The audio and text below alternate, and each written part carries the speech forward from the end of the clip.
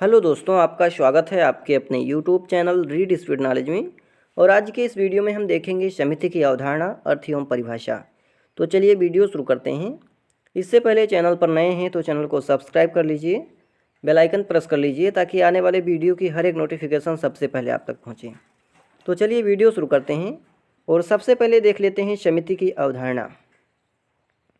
तो मनुष्य एक सामाजिक प्राणी है। जैसा कि अरस्तु ने कहा है कि मनुष्य एक सामाजिक प्राणी है और सामाजिक प्राणी होने के नाते उसकी बहुत सारी इच्छाएं भी होती हैं जिनको पूरा करने के लिए व्यक्ति विभिन्न प्रकार के तरीके अपनाता है। यानी कहने का मतलब है कि मनुष्य एक सामाजिक प्राणी है, समाज में रहने वाला प्राणी है और सामाजिक प्राणी होने के नाते ही उसकी बहुत सारी इच्छाएं होती हैं, मनोकामनाएं होती हैं, लालसाएं होती हैं, जिसको पूरा करने के लिए, अपनी सफलता को प्राप्त करने के लिए, अपनी मंजिल को हासिल करने के लिए व्यक्ति विभिन्न प्रकार के तरीके अपनाता है। चोरी करता है, छीनता है, मारपीट करता है, जो मुख्यतः 3 प्रकार के हैं। पहला तरीका है कि व्यक्ति अपनी शारीरिक शक्ति द्वारा दूसरों को दबा करके अपनी इच्छा की पूर्ति करे, यानी अपना बल प्रयोग करके कमज़ोर व्यक्ति को दबा करके यानी उससे छीन ले। पहला तरीका तो ये है, किंतु यदि ऐसा किया जाता है तो कमज़ोर व्यक्ति का कोई अस्तित्व ही नहीं रह जाएगा और हम पुनः बर्बरता के युग में पहुंच जाएंगे। दूसरा तरीका है कि व्यक्ति अपनी सभी आवश्यकताओं की पूर्ति स्वयं ही बिना दूसरों के सहयोग के कर ले, किंतु ऐसा वर्तमान में न तो संभव है और न ही सामाजिक व्यवस्था व्यक्ति को अकेले छोड़ सकती है। अंत में हमारे सम्मुख केवल एक ही रास्ता बचता है, हमारे सामने केवल एक ही रास्ता रह जाता है कि हम दूसरे व्यक्तियों के साथ मिलजुल करके सहयोग द्वारा अपनी आवश्यकताओं की पूर्ति करें, अपनी आवश्यकताओं को पूरा करें। समिति की धारणा इस तीसरी स्थिति से ही संबंधित है।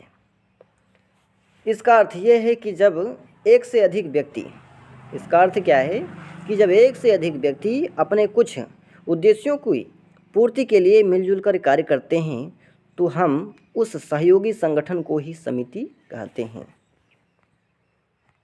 अब आगे देख लेते हैं समिति का अर्थ क्या है एवं परिभाषा क्या है। तो जब कुछ व्यक्ति संगठित होकर के संगठित रूप से सोच विचार कर एक या कुछ उद्देश्यों के, एक या एक से अधिक कुछ उद्देश्यों की पूर्ति के लिए आपस में मिलकर एक संगठन को जन्म देते हैं तो उस संगठन या समूह को ही समिति कहते हैं। अब आगे देख लेते हैं समिति की परिभाषा क्या है। तो पहली परिभाषा है बोगार्ड्स के अनुसार कि समिति प्रायः किसी उद्देश्य की प्राप्ति के लिए लोगों का मिलकर कार्य करना है। यानी समिति क्या है, तो प्रायः किसी उद्देश्य की प्राप्ति के लिए, किसी लक्ष्य को प्राप्त करने के लिए लोगों का मिलकर कार्य करना ही समिति है।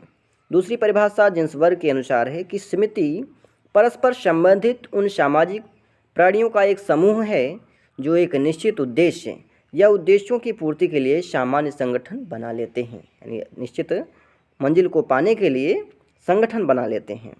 तीसरी परिभाषा है मैकाइबर एवं पेज के अनुसार कि सामान्य रूप से किसी एक हित या कुछ हितों की प्राप्ति के लिए निर्मित संगठन को ही समिति कहते हैं।